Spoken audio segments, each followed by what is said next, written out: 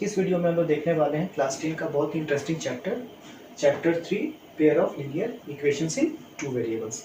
जैसा कि linear equation के बारे में हम लोग क्लास 9 में ऑलरेडी पढ़ चुके हैं, ठीक है। तो इसमें क्या है कि लीनियर इक्वेशन वैसे इक्वेशन को बोलते हैं जिनके वेरिएबल का पावर कितना होना चाहिए, 1, ठीक है। और यहाँ पे क्या है, 2 वेरिएबल्स। लास्ट जो 9th क्लास में लोग पढ़े थे वो पढ़े थे हम लोग 1 वेरिएबल के लिए। तो इस क्लास में जो हम लोग पढ़ने वाले हैं उसमें वेरिएबल कितने होंगे, 2। Next, pair of linear equation, that means वैसा लीनियर इक्वेशन जिसमें वेरिएबल कितने होने चाहिए, 2। वैसे हम लोग क्या करेंगे, 2 पेयर बनाएंगे, ठीक है। जनरल फॉर्म क्या हो सकता है, a1x plus b1y plus c1 is equal to 0। ये एक पेयर हो गया लीनियर इक्वेशन इन 2 वेरिएबल। यहाँ पे वेरिएबल क्या हो गया, एक x और दूसरा y। Next, a2x plus b2y plus c2 is equal to 0.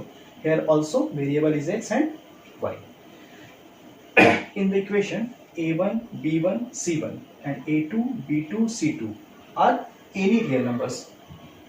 ठीक है। नेक्स्ट, इसमें इंपॉर्टेंट बात क्या है कि यहाँ पे a1 और b1, नेक्स्ट a1 और b2 कभी भी 0 नहीं हो सकता, क्योंकि अगर हम लोग यहाँ पर अगर 0 पुट करते तो ये 0 x से मल्टीप्लाई होकर क्या कर देगा इसको, 0। डेट मीन्स एक वेरिएबल क्या हो जाएगा, चला जाएगा। तो ये फिर लीनियर इक्वेशन इन 2 वेरिएबल नहीं हो पाएगा, ठीक है। अच्छा, लीनियर इक्वेशन इन 2 वेरिएबल्स के क्वेश्चंस को हम लोग 2 मेथड से सॉल्व करते हैं। पहला जो मेथड है वो है ग्राफिकल मेथड, ठीक है। तो ग्राफिकल मेथड में हमारे पास 3 सिचुएशंस है। Situation number 1, if ratio of a1 is equal to a2 is equal to b1 is equal to b2, actually not equal to। अगर ये रेशियो इस रेशियो के इक्वल नहीं होता है देन जो ग्राफ हमारा प्लॉट होगा वो होगा इंटरसेक्टिंग लाइंस। दैट मीन्स अगर इन दोनों इक्वेशन का अगर हम लोग ग्राफ ड्रॉ करते हैं तो वो दोनों ग्राफ किसी एक पॉइंट पे इंटरसेक्ट जरूर करेंगे। नेक्स्ट, एल्जेब्राइक इंटरप्रिटेशन क्या होगा, एल्जेब्राइक इंटरप्रिटेशन हो जाएगा एग्जैक्टली वन सॉल्यूशन और यूनिक सॉल्यूशन। दैट मीन्स ऐसे कंडीशन में जब हम लोग इस इक्वेशन को सॉल्व करेंगे तो यहाँ पे जो x और y का जो वैल्यू आएगा वो एग्जैक्टली 1 वैल्यू हमें फाइंड होगा। नेक्स्ट, नेचर क्या होगा, तो नेचर होगा कंसिस्टेंट। ये हो गया हमारा फर्स्ट सिचुएशन। सेकंड सिचुएशन क्या हो जाएगा, a1 by a2 is equal to a1 by a2 is equal to b1 by b2 is equal to c1 by c2। अगर ऐसा कंडीशन होता है कि ratio of a1 by a2 is equal to ratio of b1 by b2 is equal to ratio of c1 by c2, then graphical representation होगा coincident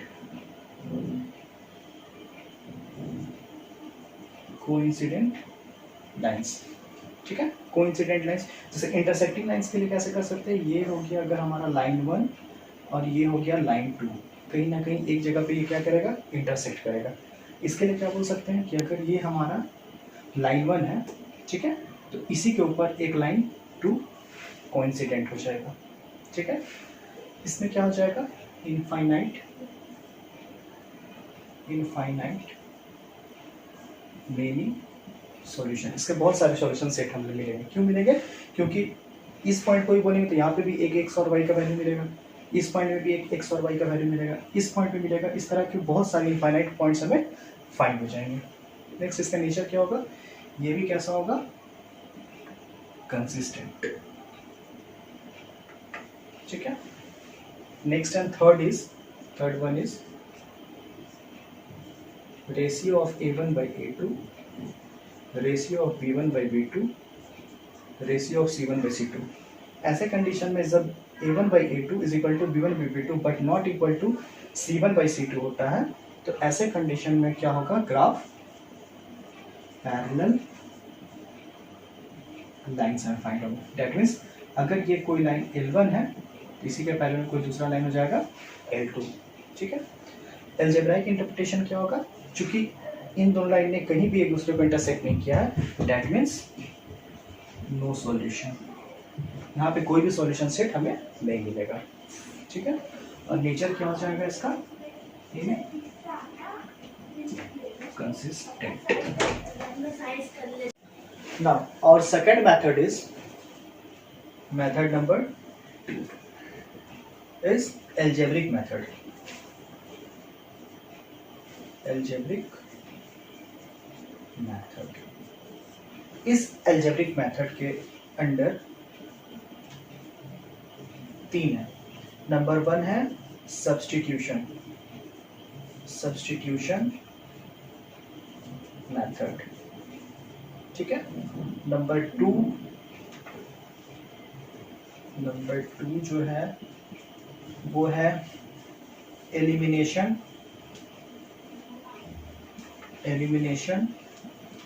method, and number 3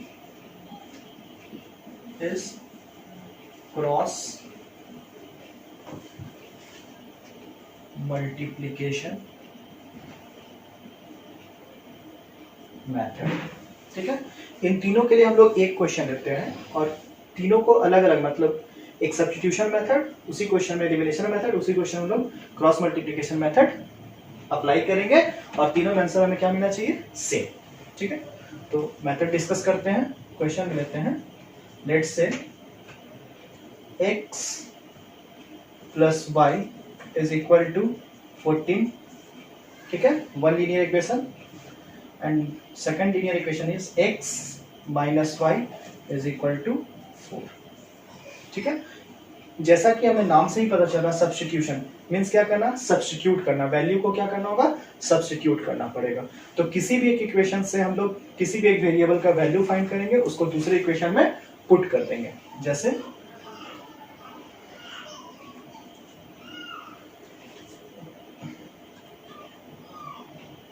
equation 1 क्या है, x plus y is equal to 14। So यहाँ से अगर हम लोग x का value find कर ले तो x इज इक्वल टू क्या हो जाएगा, 14 माइनस वाई। इससे हम क्या करते हैं, इक्वेशन 3 मेंशन कर लेते हैं। अब इक्वेशन 3 को हम लोग क्या करेंगे, 2 में पुट करेंगे। Putting equation 3 in 2 we have,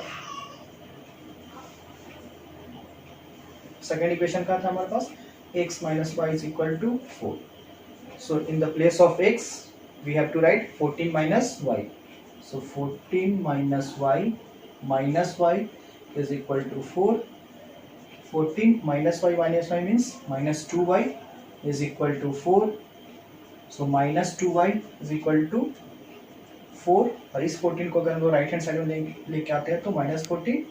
So minus 2y is equal to minus 10. Minus minus gets cancelled. So y is equal to 2 divide हो जाएगा तो 5। y हमें फाइंड हो गया, अब हमें x चाहिए। हम इस वैल्यू को क्या करेंगे, इक्वेशन 3 में पुट कर देंगे।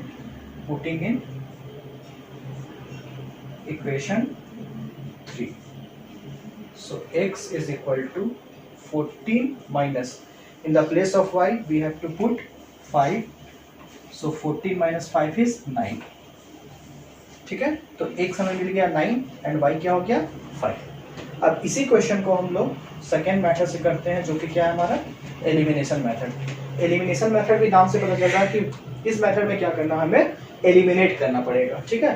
तो इसी क्वेश्चन को फिर से राइट कर लेते हैं। x plus y is equal to 14, ये हो गया equation 1, and x minus y is equal to 4, ये हो गया इक्वेशन 2।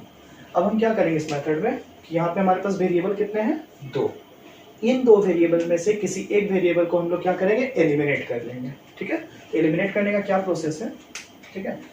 यहाँ पे x है, यहाँ पे y है, दोनों का कोफिशिएंट 1 1, यहाँ भी x और y कोफिशिएंट हो गया 1, ऐसा हो गया -1।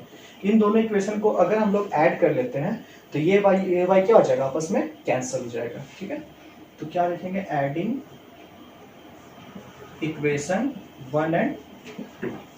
अगर कोई ऐसा क्वेश्चन होता कि यहाँ का कोफिशिएंट और यहाँ का कोफिशिएंट चेंज होता तो पहले क्या करते हैं, हम लोग दोनों कोफिशिएंट को सेम बनाते हैं। सेम बनाने के बाद क्या करते हैं, ऐड या सब्ट्रैक्ट करते हैं, तो ऑटोमेटिकली एक वेरिएबल कैंसिल हो जाता है। सो अगर ऐड करेंगे तो क्या हो जाएगा, x plus y is equal to 14, x minus y is equal to 4। Add करेंगे तो साइन चेंज नहीं होगा, x x क्या हो जाएगा 2x, y plus y minus cancel is equal to 14 plus 4 is 18। So x is equal to 18 by 2 is 9। x हमें find हो गया, जो कि लास्ट जो मेथड लगाया था हम लोग उसमें भी क्या हुआ था, 9 हमें मिला था। ठीक है, next putting the value of x is equal to 9 in equation, किसी में पुट कर सकते हैं हम लोग, आइदर 1 और 2 में पुट कर देते हैं। ठीक है, तो क्या हो जाएगा, x minus y is equal to 4। So in the place of x we have to write 9 minus y is equal to 4। So minus y is equal to 9, 4 minus 9, minus y is equal to minus 5, minus minus cancel, so y is equal to 5। ठीक है, तो इस method से भी हमें same answer मिला, x is equal to 9 and y is equal to 5।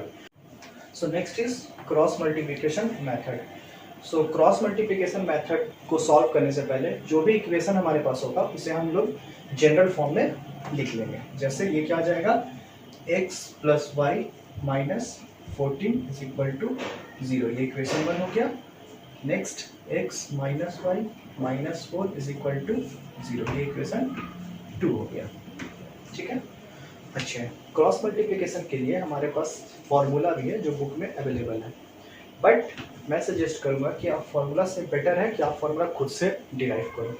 तो वो कैसे होगा, आप कर सकते हैं x divided by is equal to minus y divided by is equal to 1 divided by. ठीक है, डिवाइडेड के नीचे हम लोग क्या लिखना वो मैं बताता हूँ। नेक्स्ट यहाँ पे वेरिएबल हमारे पास जैसे x था तो x हो गया, नेक्स्ट वेरिएबल y था लेकिन वो y हम क्या करेंगे, नेगेटिव साइन के साथ पुट करेंगे। नेक्स्ट कोई वेरिएबल था नहीं, कांस्टेंट था, इसलिए कांस्टेंट के जगह हम लोग क्या पुट कर दिए 1।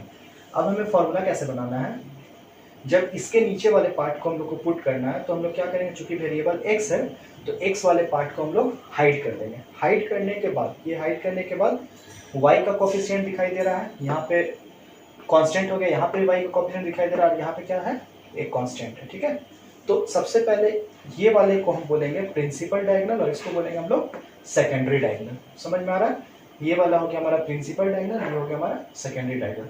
तो पहले हम क्या करेंगे, प्रिंसिपल डायगोनल का प्रोडक्ट माइनस सेकेंडरी डायगोनल का product.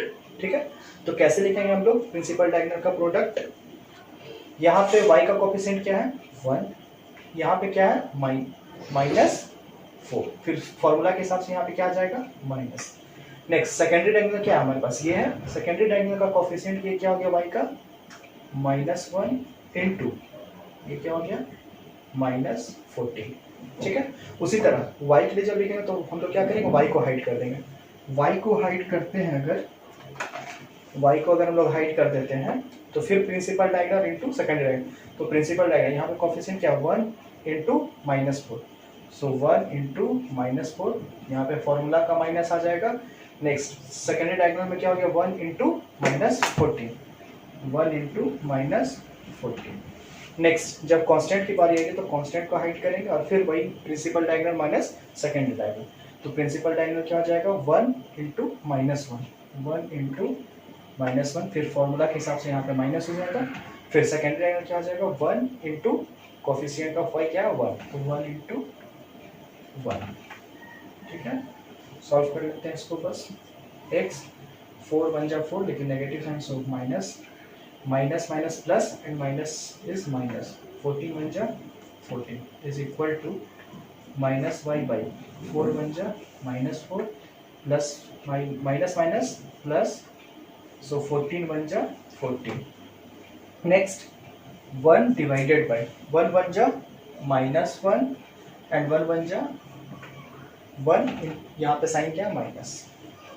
Next step is x divided by -14 in -4 is -18 is equal to minus of -y divided by 14 -4 is 10 is equal to 1 upon -2।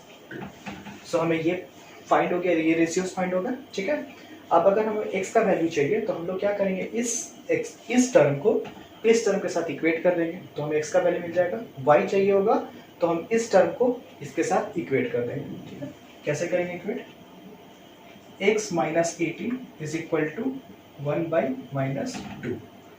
So x is equal to क्या हो जाएगा, ये minus 18 वहां चला जाएगा तो minus 18 by minus 2, minus minus cancel. So x क्या मिल गया हमें, 9। ठीक है, अच्छा y के लिए क्या करेंगे, हम ये दोनों को इक्वेट करेंगे and minus y by 10 is equal to 1 by minus 2। ठीक है, यहाँ से हम लोग माइनस माइनस को कैंसिल कर देते हैं, ये 10 वहाँ चला जाएगा। So y is equal to 10 by 2, अगर इसे डिवाइड करते हैं तो 5 आ जाएगा। That means y is equal to क्या हो गया, 5। ठीक है, तो सेम क्वेश्चंस को हम लोगों ने 3 तरीके से सॉल्व किया, तीनों तरीके में हमारा आंसर क्या सेम आ रहा है। ठीक है, मेथड समझ में आ गया होगा। अब इसके बाद हम लोग डिस्कस करते हैं एक्सरसाइज 2.1 एनसीईआरटी, सॉरी 3.1 एनसीईआरटी।